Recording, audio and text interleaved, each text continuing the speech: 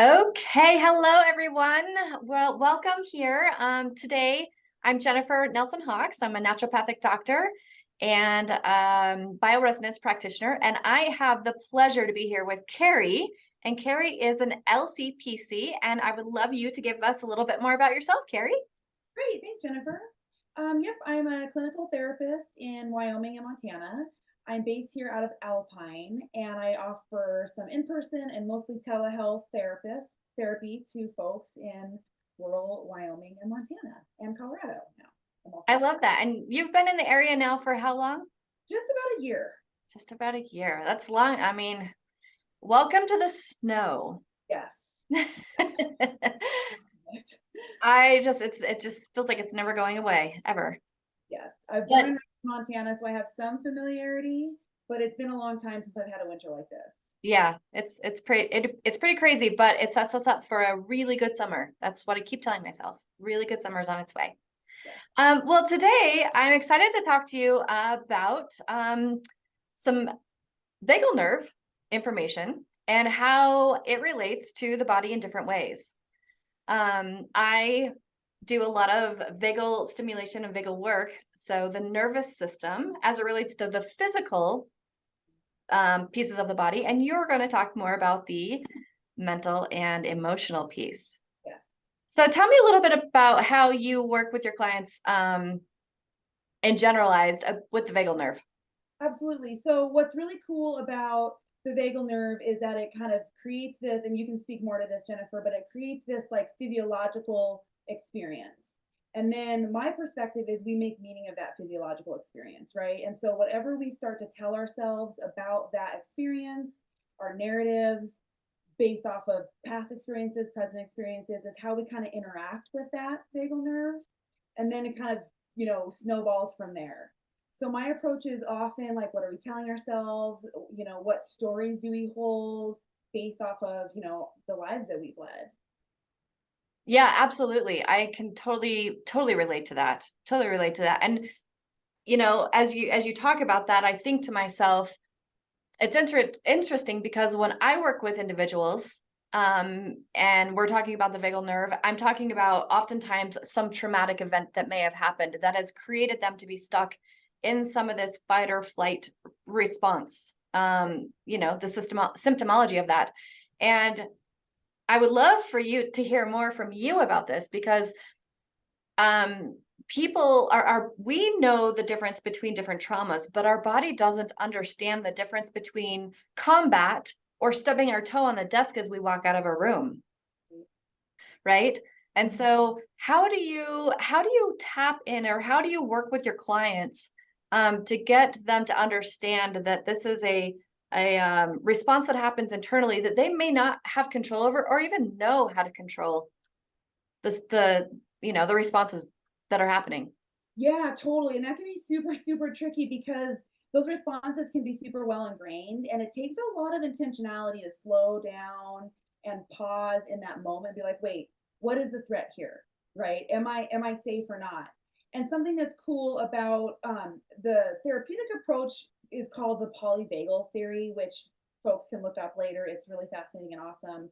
But within that, there's this idea that mammals have this ability to not only perceive threat, but also to perceive safety, right? We have this gift of like seeking cues for safety. And so if we're in a moment where we feel, again, that physiological experience, I work with folks to try to like, okay, first of all, let's name that, let's notice that.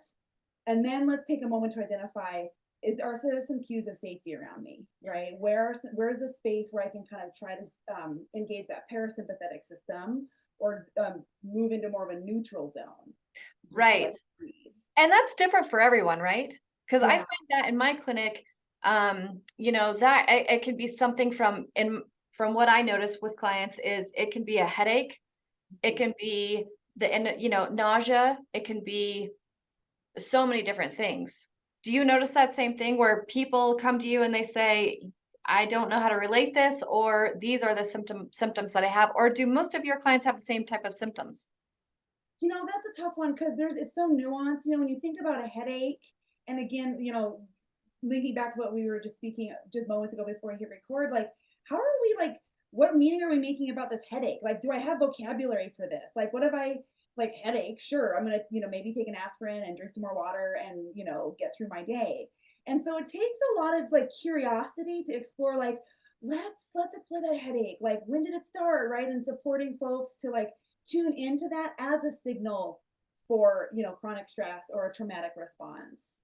And that kind of, I'm curious too, Jennifer, to hear like how you do that with the people that you support, right? Like, how do you support them in identifying, okay, we've got this like physical experience, and now I'm going to start connecting it to some past experiences, some traumatic experiences, some chronic stress, maybe inflammation that's Yeah, all connected. I love that question because the reality is I'm looking at, the symptoms of what are going on in their body. So I'm not talking about what they're telling themselves, what their story is. I'm looking at, has their bowel issues slowed down, or have they sped up? Do they have diarrhea? Do they have constipation? Are they bloated after they eat? Are they getting, the anxiety, the panic attacks? Are they wired but tired? They can't sleep at nighttime. Are they finding that they're clenching their jaw? I'm Mhm. looking at those type of responses, or symptomology, if you will, from individuals that say, this is what's happening and I can't figure out why. I don't know why I wake up and my jaw hurts. I don't know why I wake up and I feel like I haven't slept, or I keep having these dreams of someone chasing me, or I keep having these different things happening that I can't figure out how to stop. Or I've gone to the cardiologist and I've gone to the doctors and they've done all the tests and I'm fine, but I can't breathe. Why can I not breathe? Right. So it's that's so again, I'm looking at more of the physical components, the physical symptoms that may be happening, and it doesn't all relate back to the vagal nerve or the nervous system, Yeah. but a lot of times it's that enteric nervous system that's around the digestive system that creates this disruption. Will you speak a little more to the enteric?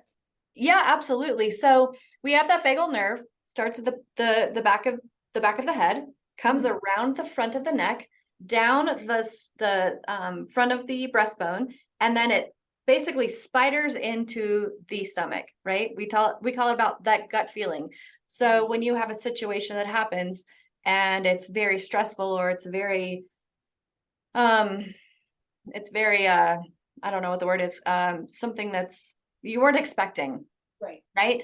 And all of a sudden you like have to go to the bathroom, or all of a sudden you feel like you want to throw up, or all of a sudden you have a sharp pain in your stomach, right? That's the enteric nervous system reacting to a external something going on outside. Yeah.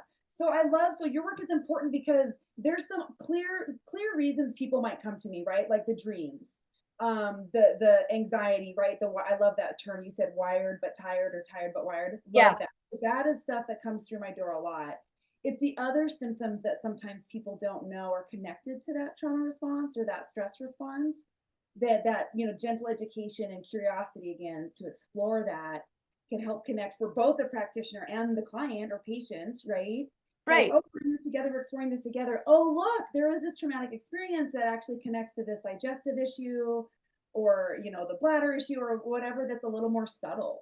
Yeah, that's true. And it really is tough sometimes because people don't necessarily, not everybody, but a lot of people don't really know how to connect those dots, Right. right?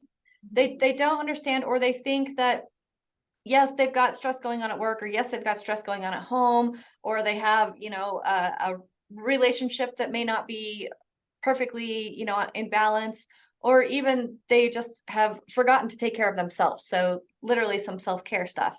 Mhm. But what happens is that is like that's the start of that snowball effect that starts to go downhill. So when you get to the root cause, sometimes that root cause of digestive imbalance, or the headaches, or the nausea, or the bloating, or the extreme fatigue, Mhm. is truly stemming from a stress response that continues to happen, and they get stuck in that fight or flight response. Because we've got, if you think about, I always think about like the food pyramid, right? But on the bottom of that food pyramid, if we're looking at it in a vagal type setting, you've got the parasympathetic on the bottom, right? That's where you're resting and you're digesting and you're healing.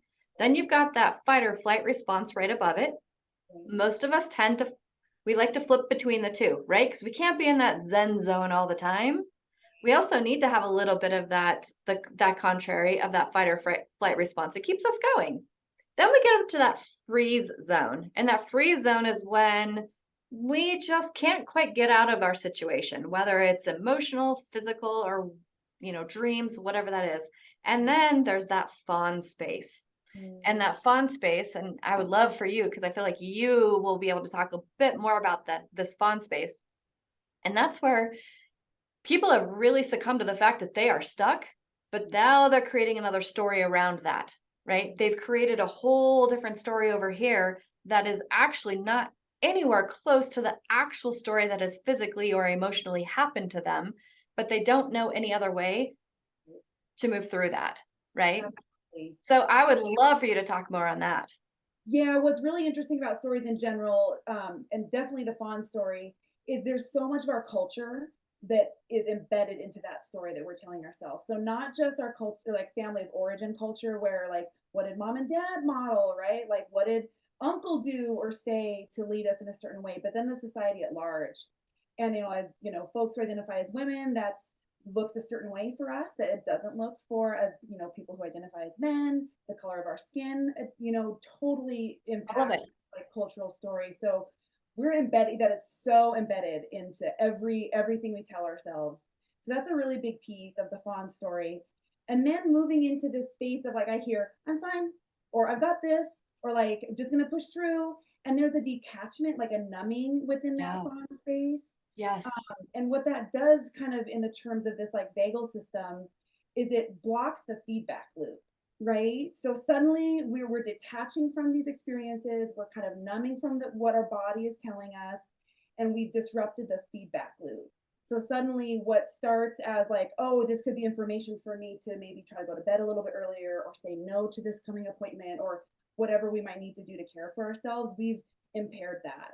And so Right. suddenly we're not getting the feedback that we need to make decisions, and we lose our power and we lose our agency. And so then we feel powerless in that fawn space. And that's a huge part of trauma.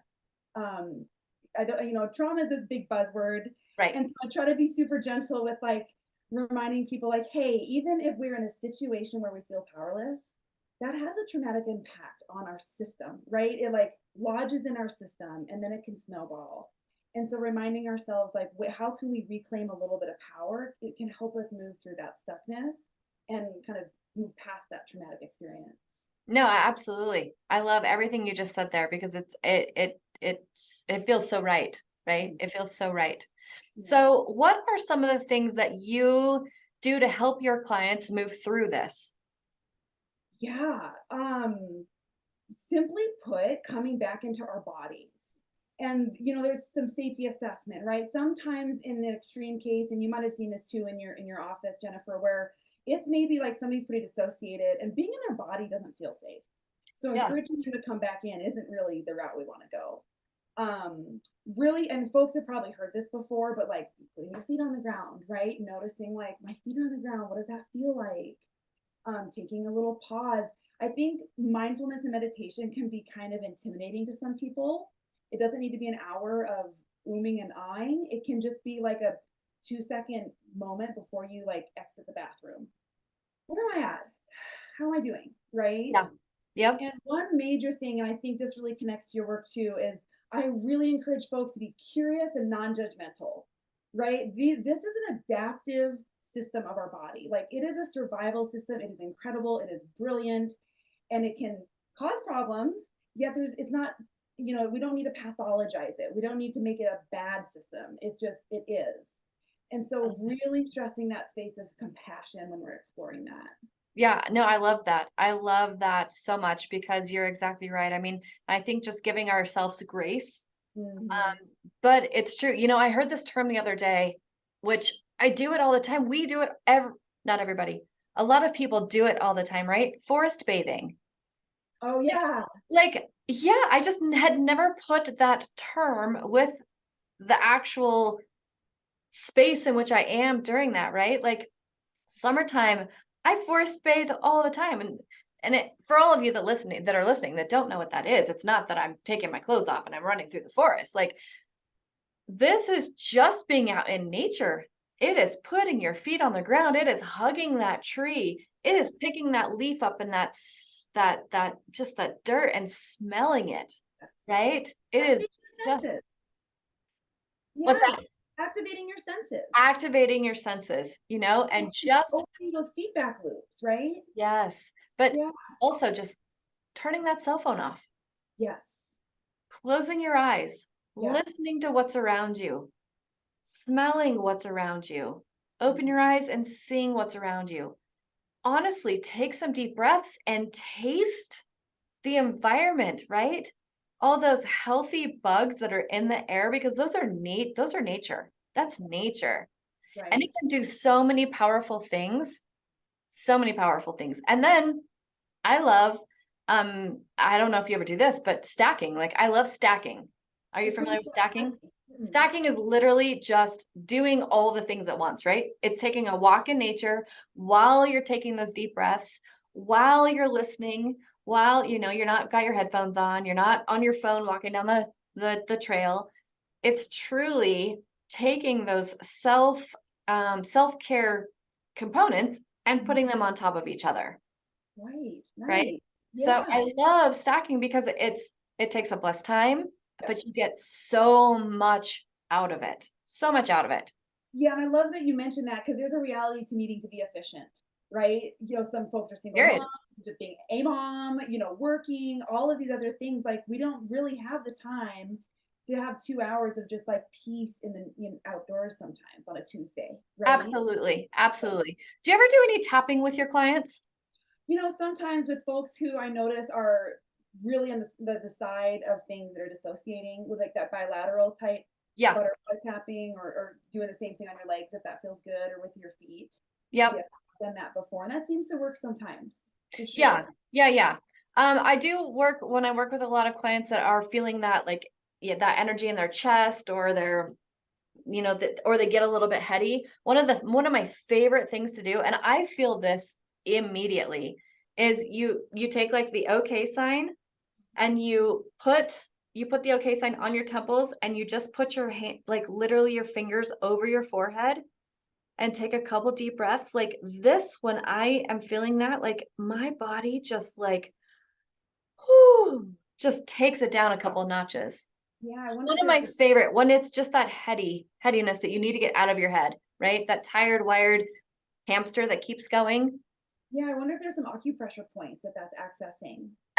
Yeah, I'm sure. I'm Yeah. sure. I don't know them because it's not what I do all the time, but yes, yes. Wow. Also connecting your middle fingers to the back. There's that little divot in the behind your ears. Mhm, mhm. Literally just like cupping your chin and just Yeah. holding that area. That's another one that just helps the body calm down. And people really, if they're in that space that they need to come down a few notches, they'll Mhm. feel that quite immediately. And what'll happen is they'll take that deep breath that they're just, they're not expecting, and all of a sudden their body's like, Yeah. Well, I love the metaphor of the holding, yeah, right? Like sometimes we're just seeking to be held by others in a safe space. And our culture prioritizes self regulation over co regulation and kind of connecting this idea to the wilderness bathing or outdoor bathing is this idea that, nature is inherently co regulator, right? It co regulates with you. And it's a nice way to ease into co-regulation if you don't really feel connected to other people. You can start with a nature experience to co-regulate, and then when you absolutely. start to feel a little more safe, you can begin co-regulating with others. And that is such a helpful way to calm that system from flight fight into that more like parasympathetic relax because you're with people, you're feeling safe.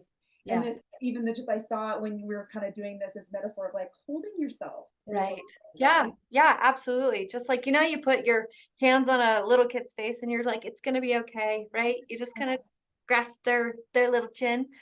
I mean, it's this same kind of thing. You're just telling yourself it's gonna be okay. Mhm, It's gonna be mhm. okay. Yeah, I've got you. I've got you. I've Yes. got you. And that Absolutely. even if you can believe that even for a moment, that helps us navigate some of the stress we experience because stress is often from this unknown or anxiety is like the unknown. And if you believe that you've got you, then when an unknown comes, it's a little easier to navigate. It doesn't make the stress go away. Yeah, that's exactly right. It Yeah, doesn't make it go away. It just helps you navigate it, creating that resilience within your own self hmm so that you have the adaptability hmm and you don't feel like things are just crushing you, right? We don't want things to crush anybody. We right. want to know you've got to navigate the world. And the reality is this world is it's fast and it's furious and it feels like it's going to eat us up at times. hmm And sometimes if we can just stop, take a deep breath.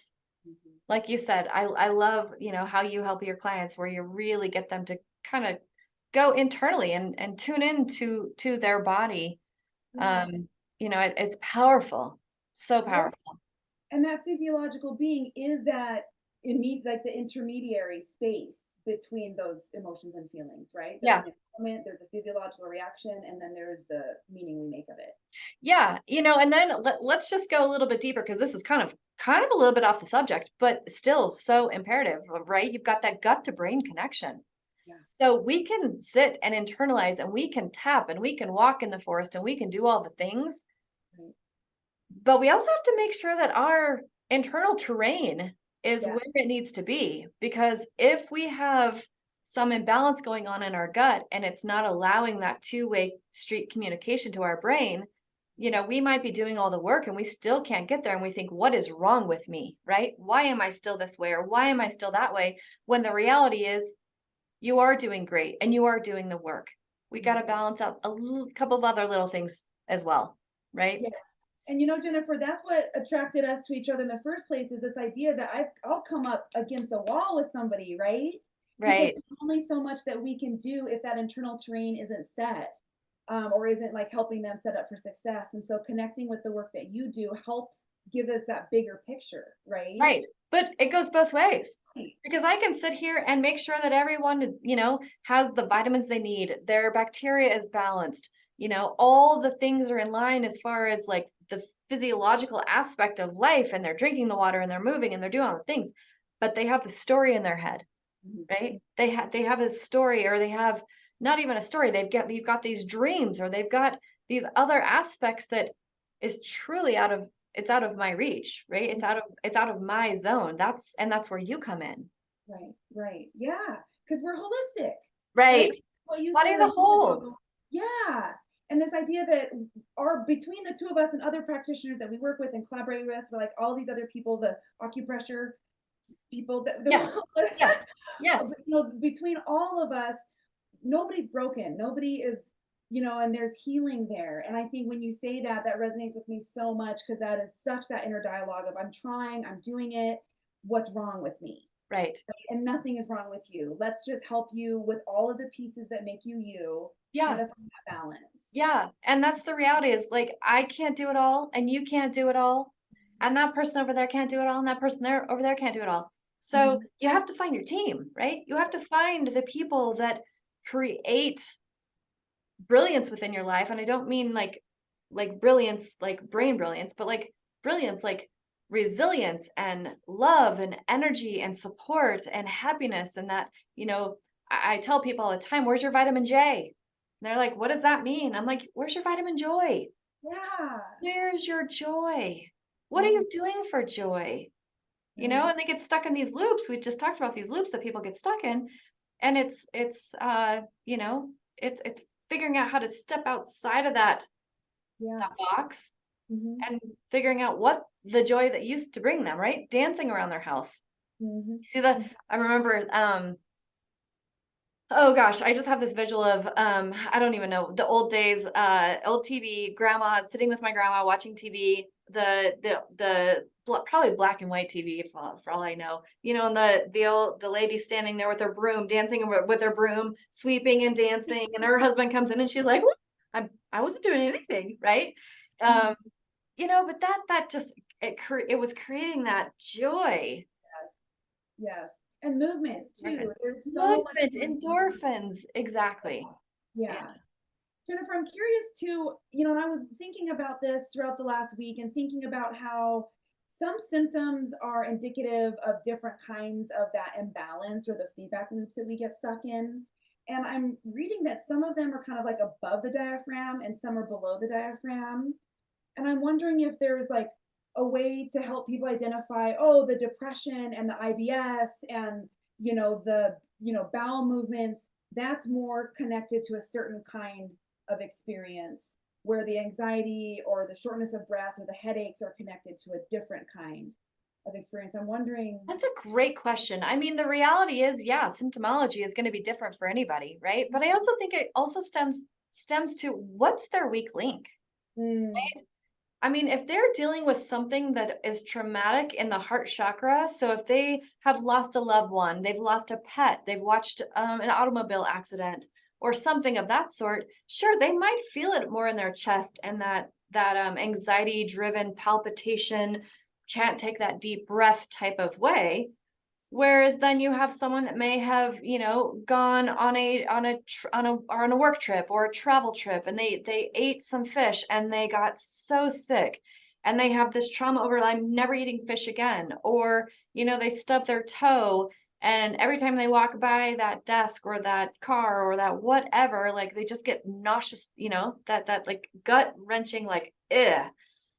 So mhm, I really also think it just depends on the area in which it affected the person, mhm, maybe how it affected the person, what state was that person in at the time, mhm, how resilient are they, mhm, how healthy are they, mhm. how much self-care have they given themselves, are they working themselves into the ground, or are they getting their 8 hours of sleep and able to bounce back a little bit more? Because the reality is we all get stuck in this loop, right? Yes. Every single one of us. Mhm, mhm, You can't, there's not one person that you can exclude from this. mhm. Even infants before they are born, or even, before they're born, Yep, sometimes they get stuck in these loops based on mama. yep, So, whether it's, before birth or even like not necessarily after death, but up till, crossing over that bridge, right. like we all have some degree of this. Yeah, I'm seeing like a mapping process, Sure. right? Where you kind of like looking at this, the human system of this one person is like, okay, what are we mapping out here? Where is that weak link? Where is that trigger? Where are Right. these experiences playing into it? And again, I hear this big piece of we're not in this alone. So how has culture impacted us? Right. Like, be able to take 8 hours of sleep to some folks is a privilege. So Right. where is a systemic issue in our community? Like where can we also tap into resources that help those people provide themselves with self-care? Well, I also think, you just hit on something that, social media is so great for some things and it's so not great for other things. And I think, people do tap into community of like, what are my peers doing? I don't have time to go see my friends and I don't have time to do this.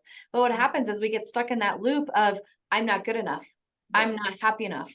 I'm not healthy enough because we are in our day-to-day world. And I can't tell you how many times I've had someone sit in front of me and tell me all their woes, all their please help me, all their symptoms, all their this and that. But I know that I saw them on social media just 3 hours prior with smiles and giggles and happies, and life is fantastic, Right. Right. right? So there's this the story Yeah. that had there is this black and white, story that's being played that is not necessarily reality. But I think for for some people that we're talking about here, people can get stuck in that loop of thinking that they should be like these other people when that's all they're seeing. They're seeing the good, Mhm. but the reality is that then I see someone on there that might be not doing so well. And I think, oh my gosh, I feel so bad, but I can't even see, like, I'm going to act like I didn't even see that. Not saying Mhm. this always happens, but I look at that and I'm like, oh my gosh, do I reach out? Is that a vulnerable moment? Like what? So there's also that take on it as well, right? Are they supposed to be happy? Are they supposed to be real? Are they like, how are they supposed to be? Post dues, yes, yeah, and in therapy we call it "don't should on yourself," right? I love that. I know, call that be like, "You're shitting on yourself again, right? Because I should," or the shouldn'ts as well, Yeah. right? Yeah. And I love that your vulnerability you just shared, Jennifer, with this reaction that we have as well, right? Because we're all in dynamic relationship with each other, and oftentimes we might be censoring our reactions in order to protect somebody else and how it makes them feel, Right. right? Right. Right. Or really how it makes you feel. Mm-hmm. I don't have time to deal with that, right?